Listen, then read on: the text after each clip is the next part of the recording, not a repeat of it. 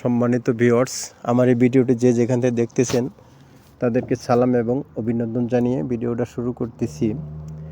যে সমস্ত ভাই বোনেরা ইউটিউব থেকে দেখতেছেন, যারা এখনও সাবস্ক্রাইব করেন নাই, তাদেরকে বলতেছি প্লিজ সাবস্ক্রাইব করুন।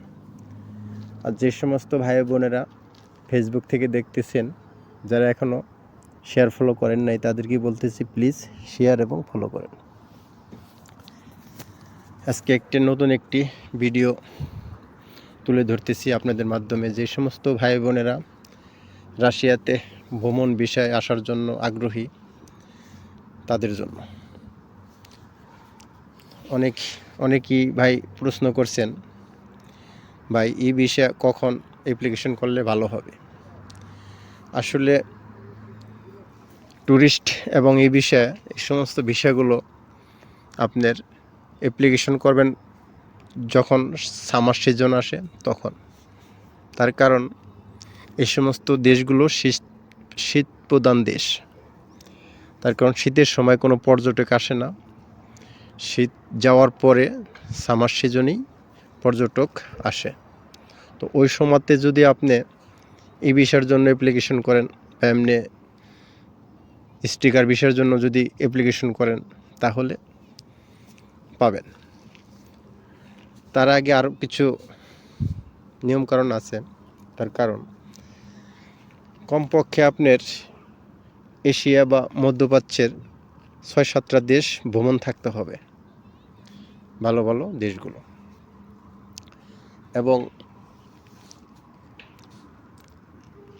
যে সমস্ত এজেন্সিগুলো আছে, সেই এজেন্সিগুলোর মাধ্যমে আপনারা অ্যাপ্লিকেশনগুলি করবেন সুন্দরভাবে, সঠিকভাবে।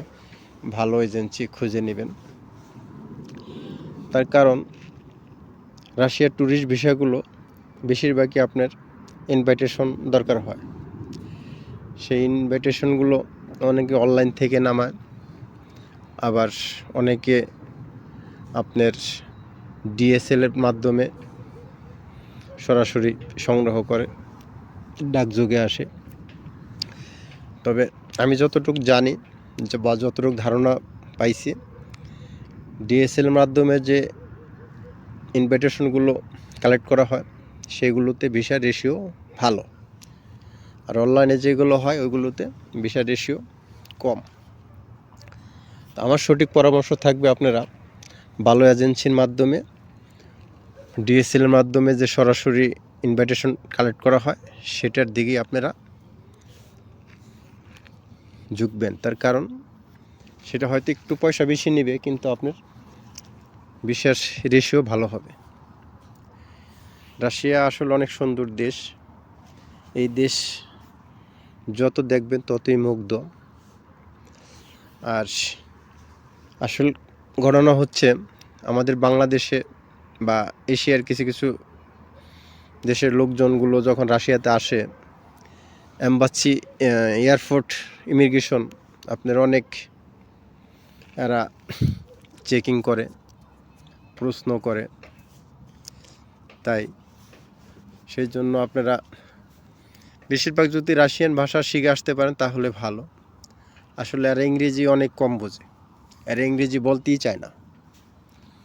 সেই জন্য আপনারা রুশ ভাষা যদি পারেন তাহলে ভালো। আর রাশিয়াতে যারা ট্যুরিস্ট ভিসায় আসে, আসলে ট্যুরিস্ট ভিসায় এখানে কাজকর্ম করা যায় না। অনেক ভাই প্রশ্ন করছেন যে রাশিয়ায় ট্যুরিস্ট ভিসায় যাই কাজ করা যাবে। আসলে ভাই না, এখানে কাজকর্ম করতে পারবেন না। আর এখানে যারা বেশিরভাগই আপনার ওই কাজ করে, দেখা যায় বিজনেস ভিসায় যারা আসে, তাদের একটা সুযোগ আছে, তারা এখানে বৈধ হওয়া যায়। আর এই সমস্ত দেশে ভালো টাকা আর্ন করতে পারবেন যদি আপনারা স্কিল ওয়ার্কার হিসাবে যদি আসেন তাহলে। এবং সেটা আপনারা আসতে হবে ওই এজেন্সির মাধ্যমে, ওয়ার্ক পারমিটের মাধ্যমে। আর যদি বিজনেস ভিসায় আসেন তাহলেও হবে। সেই জন্য খুবই কেয়ারফুল। রাশিয়ার ইমিগ্রেশন ভাই অনেক কড়া। সেই জন্য আপনাদেরকে যতটুকু পরামর্শ বা দিলাম, এটা আসলে কাজে লাগবে। অনেক এজেন্সি বা অনেকজনে আপনার এই সঠিক কথাগুলো বলবে না। তার কারণ এরা চায় যে একটা ভিসার জন্য যদি অ্যাপ্লিকেশন করে তাহলে এদেরই লাভ। সেজন্য আপনার জিনিসটা আপনারই বুঝে নিতে হবে।